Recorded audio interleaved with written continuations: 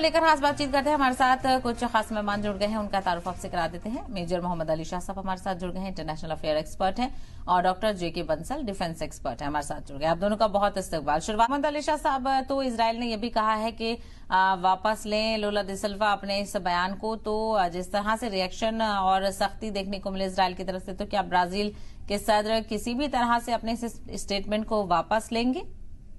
क्या उम्मीद आपको लग रही है?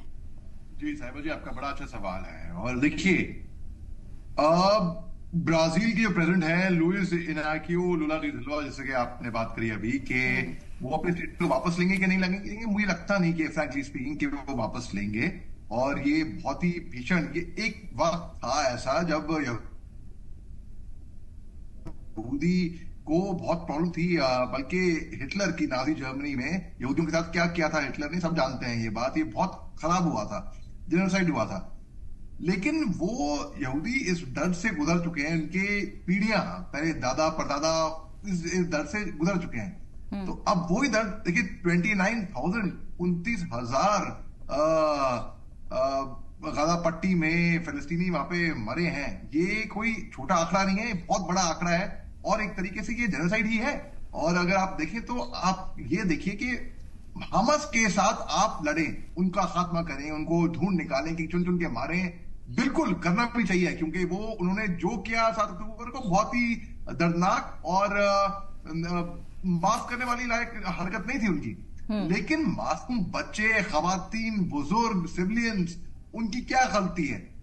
अब उससे बहुत ही ज्यादा बैड ब्लड पैदा हो रहा है। बहुत से अन्य देश आके निंदा कर रहे हैं जेनोसाइड की।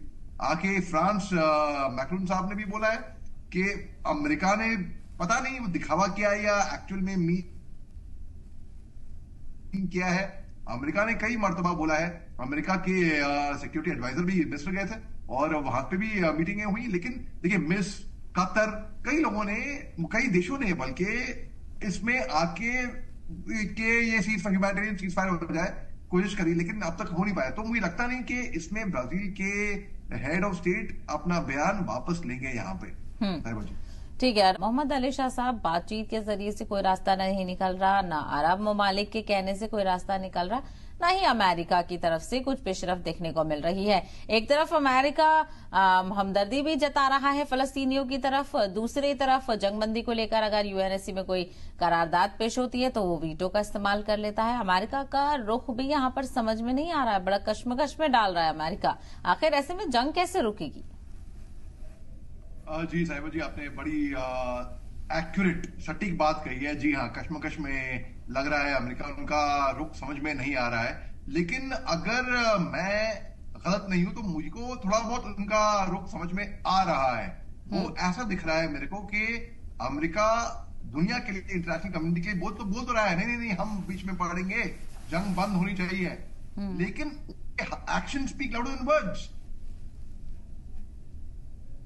वो फिर भी इजराइल की मदद कर रहा है, ये बोलते हुए भी एंथनी ब्लिंकन साहब जाते हैं मिस्र और पीस की बातें करते हैं। लेकिन देखिए, at the same time south Africa ने इंटरनेशनल कोर्ट ऑफ जस्टिस में अपील की थी, जो कि उनकी अपील बाद में शॉट डाउन हुई।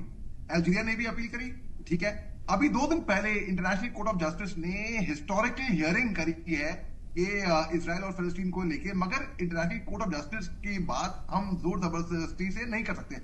वहीं पे ही एडिस अबाबा में डर सिल्वा, जो कि ब्राजीलियन प्रेसिडेंट है, लुइस इनाकियो लुला डी सिल्वा, उन्होंने जब तुलना करी कि जेनोसाइड हुआ था जर्मनी में यहूदियों के खिलाफ, वो ये युद्ध नहीं है, उन्होंने कहा ये महिलाओं, बच्चों, बुजुर्ग, सिविलियंस के खिलाफ एक जेनोसाइड है। इसकी सख्त निंदा भी हुई थी जब foreign minister of Israel cats ने ब्राजील के एम्बेसडर फेडरिको मेयो को समन किया और रिप्रिमांड किया और उनसे पूछताछ करी, और ये बोला गया कि नहीं, इसकी हम निंदा करते हैं। और ये भी कहा कि ब्राजील